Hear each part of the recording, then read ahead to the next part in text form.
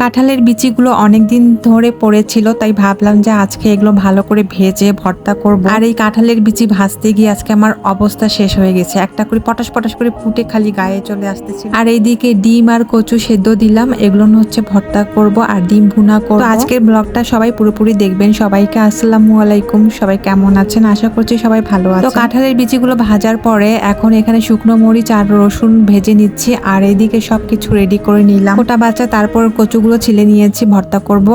ফার্স্টে আমি হচ্ছে কাঁঠালের বিচিগুলো ভর্তা করে নিচ্ছি। আর এই কাঁঠালের বিচিগুলো অনেক শক্ত ভাজার পরে, তাই আমি বিচিগুলো সবসময় পাটায় থেতলিয়ে সুন্দর করে ডোলে ভর্তা করে নিই। আর আমার কাছে কাঁঠালের বিচিটা সেদ্ধ থেকে এইরকম ভেজে ভর্তা করে খেতেই বেশি ভালো লাগে। তো এক একজনের কাছে এক এক রকম ভালো লাগে।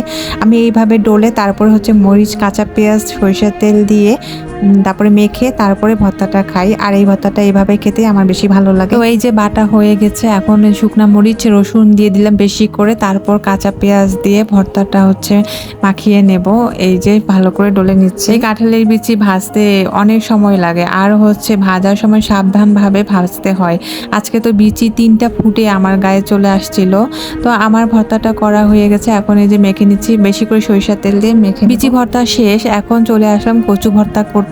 আর এখানে হচ্ছে শুকনা মরিচ আর পেঁয়াজ দিয়ে ভালো করে ডলে নিলাম। এখন কচুগুলো ভর্তা করবো। আর এই ভর্তাগুলো করতে গিয়ে আমার হাত এত পরিমাণ জ্বলতেছে, খুবই জ্বলতেছে। আজকে তো 2টা আইটেম করব ভর্তার, একটা হচ্ছে কচু আর কাঁঠালের বিচি। তো কচু ভর্তাটা হয়ে গিয়েছে, এখন সরিষার তেল দিয়ে সুন্দর করে মেখে নিচ্ছি। সরিষার তেল দিলে ভর্তা খেতে বেশি ভালো লাগে। আমার 2টা ভর্তাই হয়ে গিয়েছে, এখন আমি ডিমটা ভুনা করে নেব। 2টা ডিম সেদ্ধ দিয়েছিলাম। আমার ছেলে হচ্ছে একটা ডিম খেয়ে ফেলেছে, সে কুসুম খায় না, ডিমের সাদা অংশ খেয়ে ফেলেছে। আর এখানে একটা ডিম আর কুসুম আমি ভেজে নিচ্ছি, এটাই ভুনা করব। তো ডিমটা আমি আজকে লাল লাল করে একটু সামান্য আলু দিয়ে ঝোল ঝোল করে ভুনা করব। এইভাবে ডিম খেতে কিন্তু ভালোই লাগে।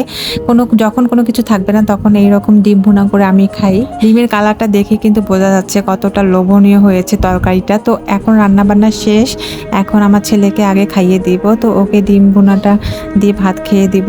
আর হচ্ছে মাছ আছে, সে হচ্ছে ডিম খেলেও সাদা খাবে, কুসুমটা আমাকেই খেতে হবে। আর এত বড় হয়েছে তাও ওকে খাইয়ে দিতে হয়। এই যে সে বসে আছে, এখন আমি তাকে খাইয়ে দিব।